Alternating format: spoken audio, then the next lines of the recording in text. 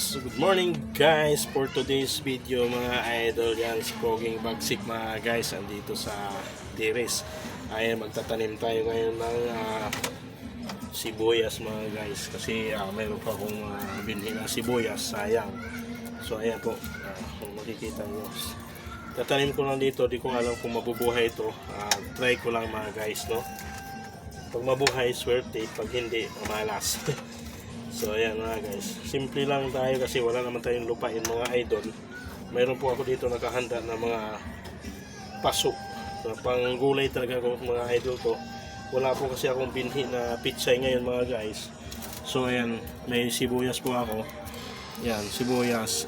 Itatry ko siya dito mga idol, itatanim kung mabubuhay sa mga guys.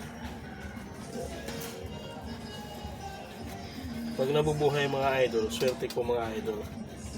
Ayan. Meron po siyang tumutubong mga tsangkapidra mga idol. So palakihin ko to dahil maganda to sa katawan, lagain. Pag lumaki na, lalagain. Ito po yung para sa stone breaker. Pwede pong lagain, iinumin every morning and night. Yun, pwede yan. So ayan, marami pong tumutubong na tsangkapidra ito mga idol guys.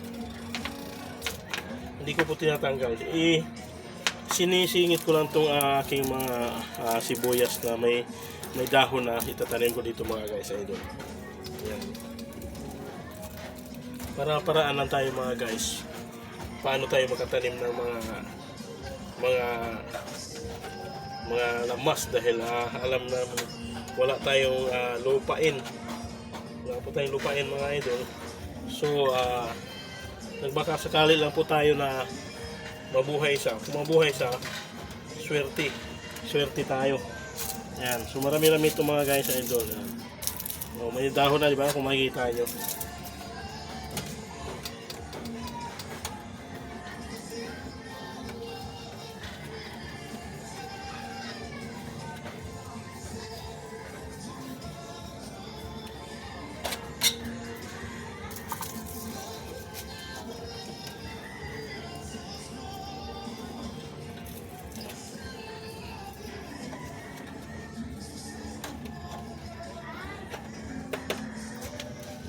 So yan, last one na lang, last one.